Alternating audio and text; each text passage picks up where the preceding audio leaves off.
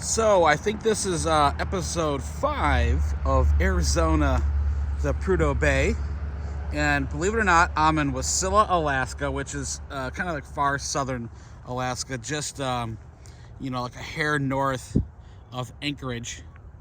And it is 10 p.m. out. And frankly, I'm actually at a little bit lower latitude than where I slept last night. So there was even, more midnight sun last night than there will be tonight. But this has been a long day, a lot of driving, a lot of activity, and I want to share a few updates. So I mentioned in another video about, maybe I haven't published it yet, but about Alaska. You got the big, beautiful mountains. There are some of the distance. It's hard to tell in the video. But in between, there's a lot of lowland. And since it's been so wet this winter, it's kind of swampy. So it's actually swampier than Florida. But because it's so swampy, look at all the mosquitoes.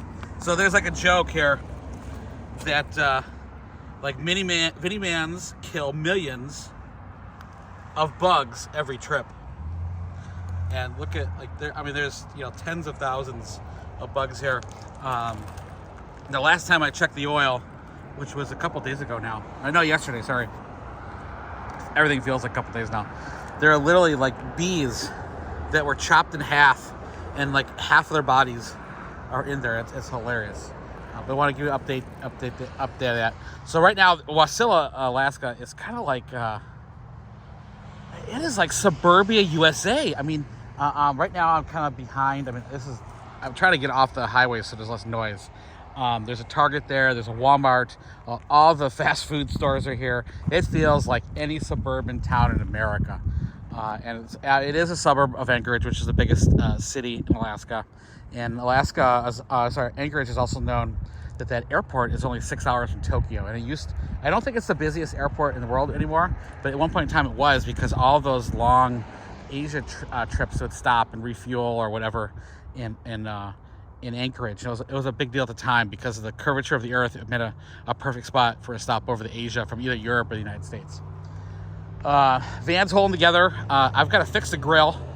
I think it's like 2.5 days ago, I cooked breakfast on the grill. Everything worked out fine.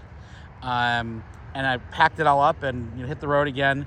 And then I bought some frozen chicken breast and some other things I was going to cook up that evening. And it wouldn't cook. It barely light, wasn't warm. It was almost like it wasn't lighting at all. So and the propane tank still felt heavy. And I'm like, wow, maybe there's something wrong with the regulator or something. So I bought another propane tank, which in Canada they didn't exchange it. So I've got a spare now, and it was pretty expensive, frankly. There must be a really big tax on propane, and that was in Whitehorse. I think Whitehorse is in Yukon. And that's where I was. So, and I didn't do anything with it last night. I was just too tired, and I hit the road, was driving hard, and got to about 11:30, and maybe midnight. And I'm like, okay, I'm really tired. I'm starting to get a little drowsy. I'm gonna go to sleep. So I woke up crazy early because it never really got dark, and I think I woke up at 3 or 3:30. So a very short night of sleep. And I'm goofing around my phone because I had a little bit of cell service there, which a lot of places don't have cell service. The vast majority of this trip has been no data and no cell service. So whatever, if you want podcast, I listen to a podcast, you've got to download them beforehand. Any media, you've got to download it beforehand. And there's a few times where I've had a little bit of data, and then I'll hit download on 2 or 3 podcasts, and then you lose data, and then unfortunately none of them would actually download. I go to hit the podcast, and there's nothing there. This morning I pull out the brand new propane canister, go to fire it up, same thing. I think it lights and then fizzles out, no heat. So then I kind of search a little bit. I reset the regulator. It actually worked a little tiny bit, got a little better. It would light right away, but it wouldn't produce much heat. And then same thing, I let it burn for a couple minutes. I go for a little walk, and it was crazy cold this morning. And sure enough, you come back and it's you could touch the grate. It was so cool. It was not even 100 degrees. You couldn't cook anything on it. So I was going to try something else. This evening I bought I didn't have everything in the world, so today I stopped, or this evening I stopped, and actually this evening, since I got it's light, I'm gonna have opportunity. Oh, sweet, there's a little heron flying by there. Who would have thought you'd see that in Alaska? But so I'm gonna try fixing that this evening, and then I'll go probably into Anchorage tomorrow morning, and then probably hit the road. I guess Palmer is a good place to stop, but I'll go Palmer, Denali.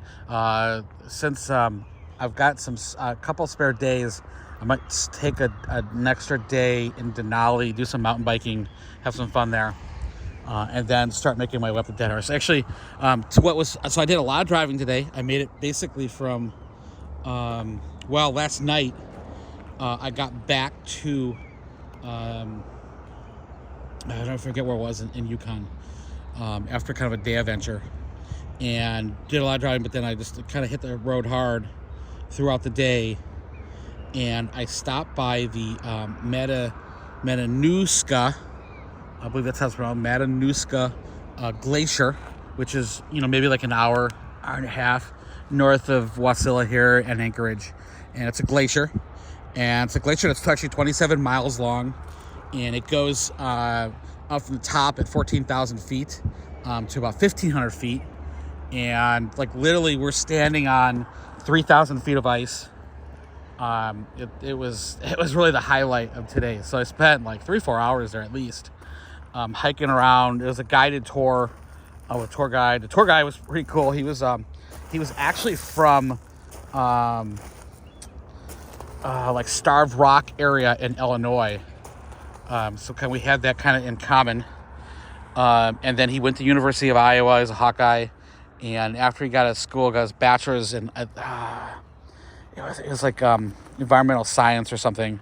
He gets a little bit interested in Park Service. We talked about it because I know when I first went to Arizona, that was part of the,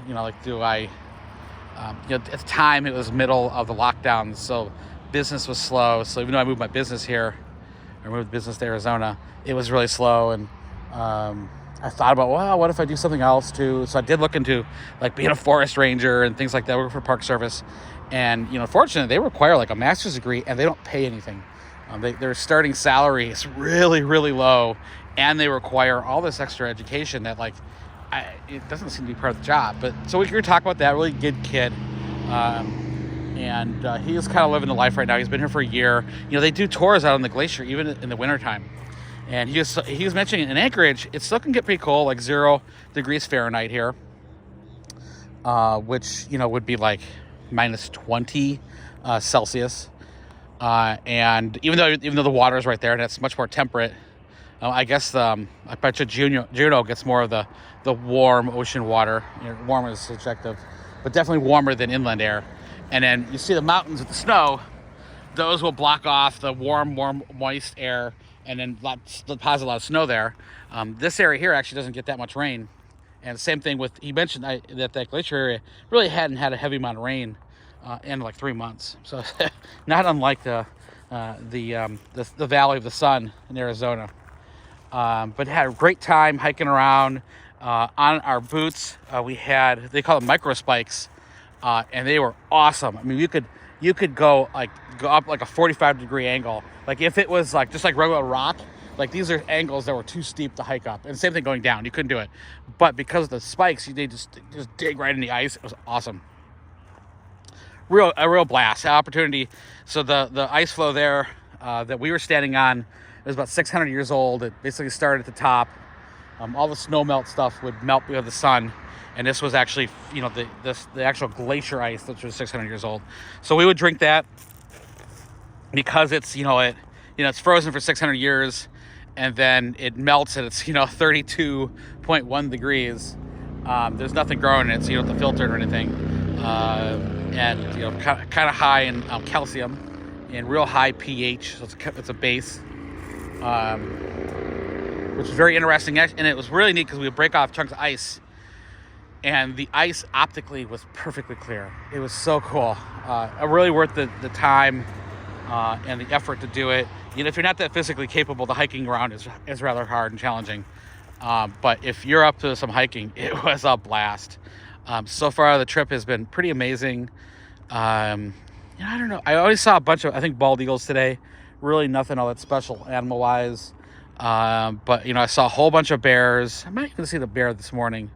But a bunch of black bears, maybe a grizzly bear. 2 days ago in the evening. This is too far away. This is a really big bear. It would have been a really huge black bear, or maybe a smaller grizzly. Hares, fox, coyote, bald eagles, a whole bunch of porcupines, lots of porcupines. They're kind of cute actually.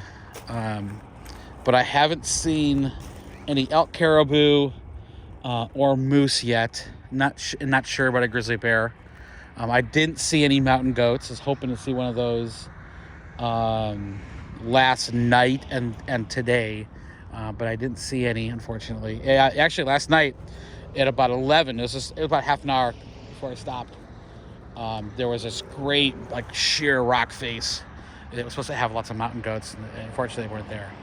But I'm kind of getting long-winded here, and this is probably not the most exciting video in the world, but I'll let you guys go. And I promise to have some more exciting Palmer and Denali are coming up, and those should be awesome. I'll also make a Q&A video, and I'll add some photos and video from the glacier. Thanks. Bye-bye.